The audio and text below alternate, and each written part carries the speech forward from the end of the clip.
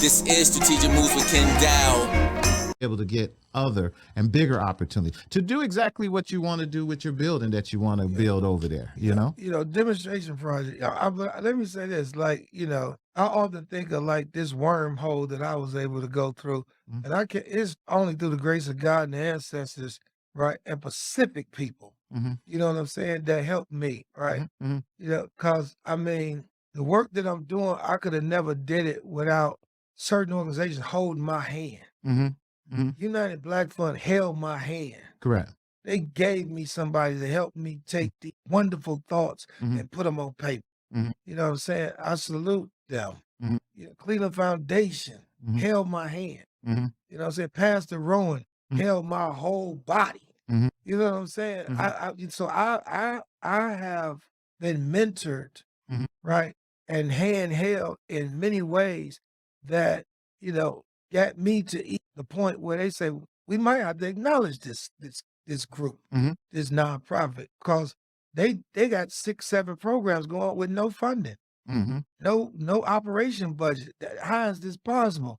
Again, grace of God. So, Fred, let's talk about your nonprofit. As we rounding home here, let's talk about your nonprofit and what you're doing there, and the new building. You want to build a new facility there, right there on 105 and St. Clair there. There's going to be a place for restaurants, and moving your nonprofit there, and a place for students to go to after school and during the day to, that kid who need that understanding of maybe not going up on the block to maybe be able to just go sit over there and talk to Fred instead. So with that being, tell us a little bit about your name of your nonprofit, the stuff you guys doing over there, and all of that. Yeah, so all this come about me just grace to sit at some very large tables and really see how the nonprofit and the private sector and the public sector interact with each other. Right. The name of the building is called the Miracle Mile Project. And the reason why it's a miracle mile, I got it from a dear friend of mine, right? Yeah, and his name will be revealed, you understand, when we get to doing this build. But he was the first person that said, you know what, I love the idea, and I ain't gonna talk to you about it. I'm gonna invest $250,000, you understand, because I believe in it, right? So that's how you see them blueprints and rendering. I told a friend of mine about the project, and he immediately, you understand, said, I'm gonna put my money where my mouth is, right? And he named it the Miracle Mile because our concept is that within that mile radius, we turn blight and despair to something that's health and healing, right? We create 3 different food sources. We create, you understand, access where the community don't feel like they disengaged. They can come in there. The school kids gonna come. I know for a fact, because we already trusted members in the community, that when this building get built, the community is gonna be an anchor for that neighborhood. And it's gonna start a process of where we start turning that neighborhood back into a right, without the, the negative connotation of, oh, it's gentrification, right? Because it ain't gonna be. And this is unaccessible to us because it won't be, right? And so it's divine. It's for youth opportunity. It's for everybody, it's for everybody to be able to cross generational their talents and resources and accessibility, right? And I've always been a learn, teach type of person. So when I know Cleveland is cash heavy. We ain't got no shortage of money in Cleveland, period. I know that. And I also know that there are people that have money that want to see some real results in this city that they care about, right? And then I also know that we have challenges, we have problems.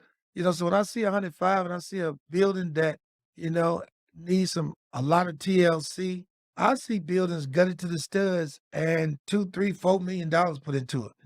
So I'm like, this bill is worthy of an investment. Why? Because it would inspire and motivate the community. Because, I'm saying, it'll be a counter to just everyone thinking that a new building is gentrification, something that is in your neighborhood, but not accessible to you, right? We don't have a sit-down restaurant on 105, which we need one.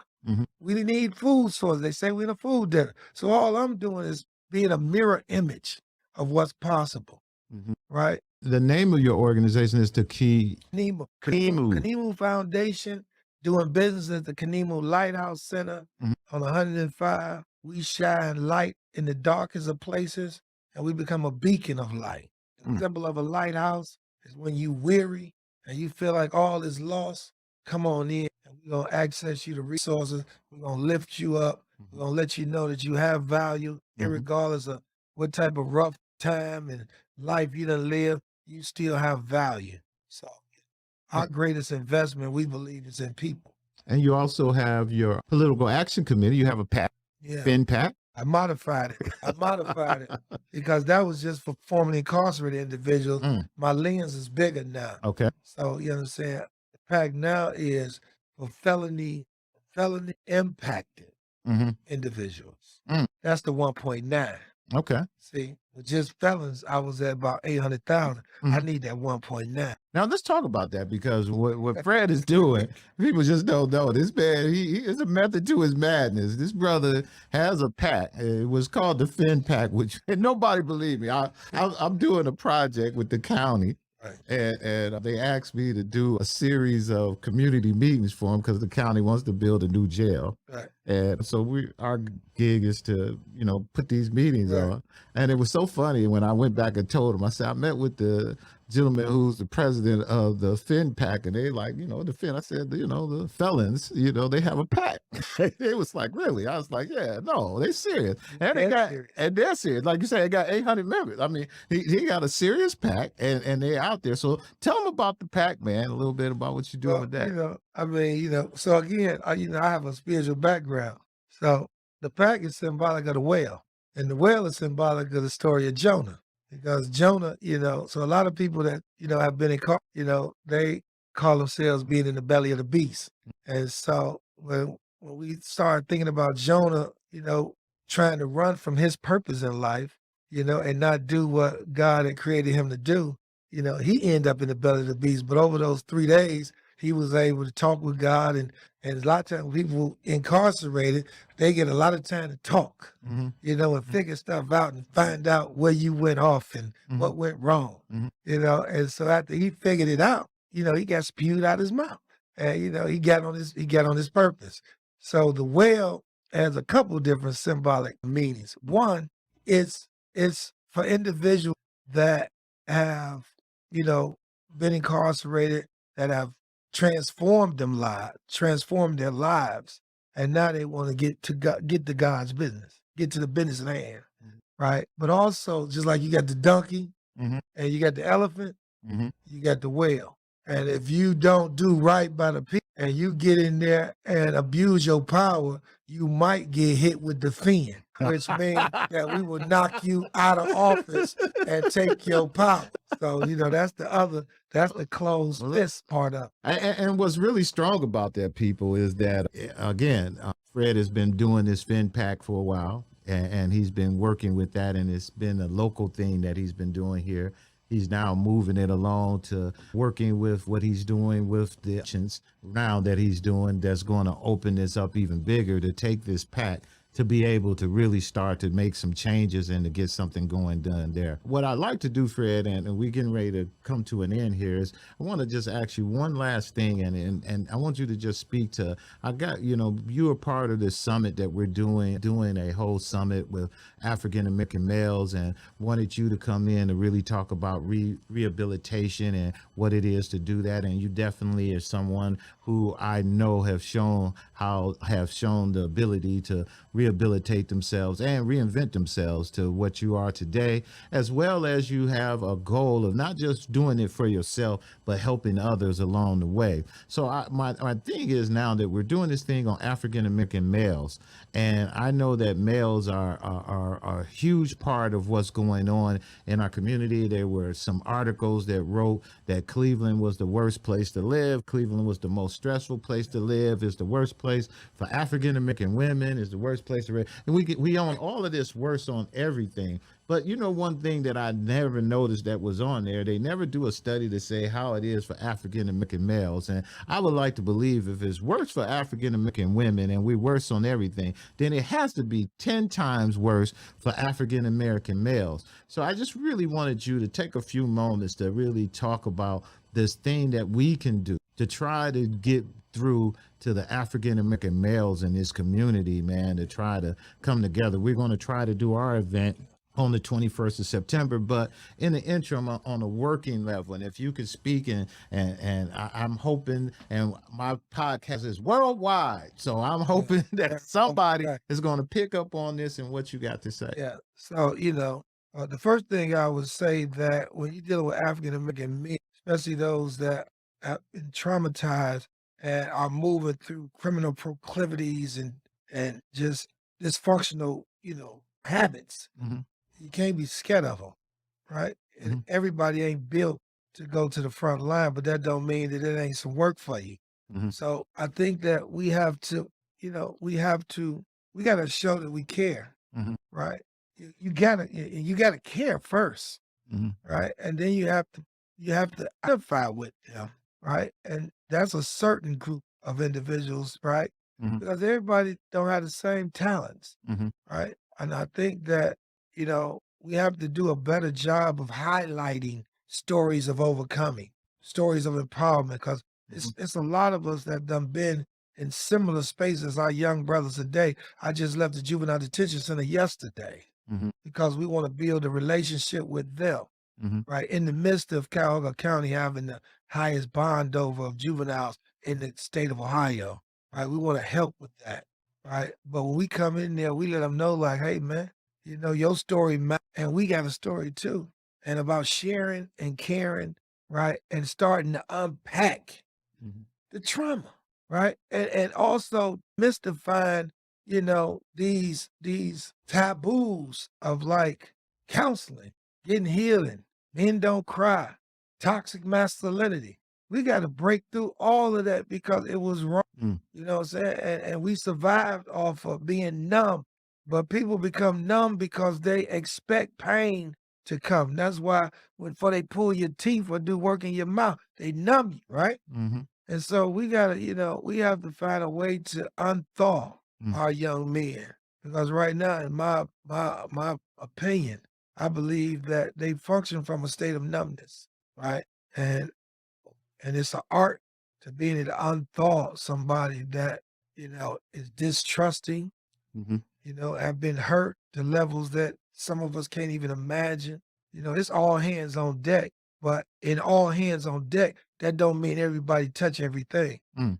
That means you got to decide what's your level of skill and be honest with yourself. Mhm. You know what I'm saying? Don't be pulling up on these young brothers in the darkness talking about, man, you still don't know why you need to be over there. You might need to be making the coffee and all that. You don't need to be talking to them, Mm. regardless of your degrees. Mm. So we have to do a better job at filtering and being honest and open, Mhm. right? With ourselves first. Mhm. Because they know, I mean, these youngsters, they might be wild, but this is a smart age of youngsters. Mhm. Mhm. They know when you lying. They know when you don't care. They know when you there for a check. Mhm. They know. Mhm. And they going to handle you just like that. Mhm. And I can't, and it's a special sauce to some of this. Mm. Because I come from them, so I don't even think in those terms. I tell them, give me the worst you got. Mhm. My guys want the worst. We want them. Mhm. Because we identify with them and we love them. And through grace, we was able to continue to be here, and we extend that grace to them. So without judgment, we focus on the why, not what you did, but why you even felt the desire to do it. Mhm. You know, So what I want to do, Fred, is that I want to first thank you for coming on the program, man. You did a great job, man. You got us to some really good points. Again, we got our big summit coming up, and we love to make sure that you're there to kind of talk. We're going to bring everybody on, and we're going to do a panel discussion. We want anybody, if you have any questions or anything that you want to leave in the comments, please leave that in the comments. We'll get that over to Mr. Fred, and he'll be able to answer that questions. Also, there'll be links in our description where you can get more information about his organization and what Fred is doing. But right now, Fred, I'm going to let you have that camera. It belongs to you. I want you to take that for a few minutes to let people know anything that you want to say. But the part I really want to make that put out there is because I'm investing into a program that Fred is doing, this new building he wants to build on 105. And I believe that's his dream. And I'm from that community, and I'd love for him to try to get that, accomplish that as well. So I'm asking other folks to get involved with it. I'm going to put up there a link where you'll be able to see the actual building that Fred is attempting to build in the community, not attempting, the building that we're going to build in the community, and what he's going to do there, and also with links where you can get involved in trying to help us pull it off. We're at the beginning stages of that, and we're looking for as much help on financing and putting this program together. So, Fred, I'm gonna turn that over to you. Yeah. Yeah. So, I don't know. I just, off the grid, my life has been just a series of hills and valleys, and I believe in people. I believe in change. I have seen myself change. And I believe as long as you are on earth, living and breathing, that you still have purpose. I'm a firm believer that nothing exists on this earth without purpose. You might not know what your purpose is, but when your purpose is over with, you will leave here. 8 months old, 88 years old. This is my firm belief. And so as long as I see people, I'm always trying to be authentic and share hey, my everyday challenges. Like I'm a real person. I struggle, I get discouraged, but I guess for me, I believe wholeheartedly that a person will never work toward a better tomorrow if they don't feel that tomorrow will bring something better than they have right now. And that could be the rich or the middle class or the poor, right? And so because I believe so much that we can make a better Ohio, we can make a better Cleveland, I move in that vein all the time. Like I got invited to a community cleanup that happened to turn out to be every Sunday now by some guys that, gang members that's trying to transform themselves and do the right thing. And I went, one, because my self-interest is in getting to as many people as possible and sharing the light, right? And so when I went there, I was like, wow, we cutting grass. We went to the 12 Angels, the spot where unfortunately Anthony Sowell had, murdered these beautiful sisters, right? And the city didn't do too well of a job looking for them. So we cut that area, and somebody was like, man, you can't cut that grass. The city will fine you. I was like, wow, well, this is what you call good trouble. We should take the fine then because we're going to cut this grass and make this place nice, right? But the fact that somebody would think that, I'm like, wow, that's interesting. So I'm going to spend the rest of my life trying to continuously educate people on how not to, you understand, disengage from the political process, but to engage in it and feel full agency as you in it. And, you understand, empower people that are aligned with your self-interest and the self-interest of the city to do good. Because Cleveland can be a great place. We got work to do.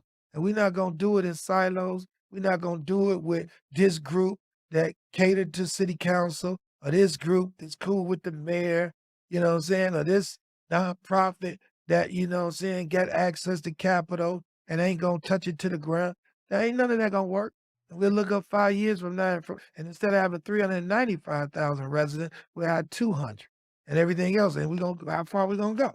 I say Cleveland can rise. And it's only going to rise when we rise ourselves beyond our own, individual accolades and interests to a combined shared interest that benefit the city of Cleveland and the neighborhoods and community as a whole. We're going to leave a link in there where you can take a look at his dreams and also how you can get in touch and if you'd like to play a role in helping us to pull this project off. Thanks again, and we'll talk to you the next show.